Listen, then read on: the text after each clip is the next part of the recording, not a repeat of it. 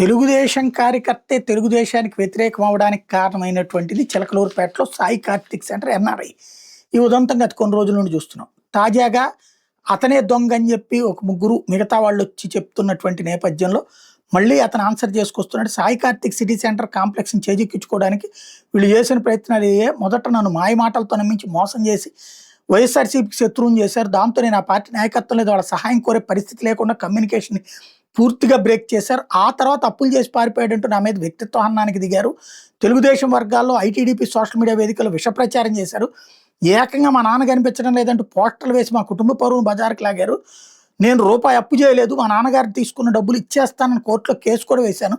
అధికార బలాన్ని ఉపయోగించి ఊళ్ళో నాకు ఎవరు సహాయం చేయకుండా అడ్డుకున్నారు. పోలీసులను అడ్డం పెట్టుకుని అరాచకాలకు పాల్పడ్డారు. సీసీటీవీ కెమెరాలను ధ్వంసం చేశారు. మమ్మల్ని ఇంట్లో బంధించి అసభ్య పదజాలంతో దూషించారు.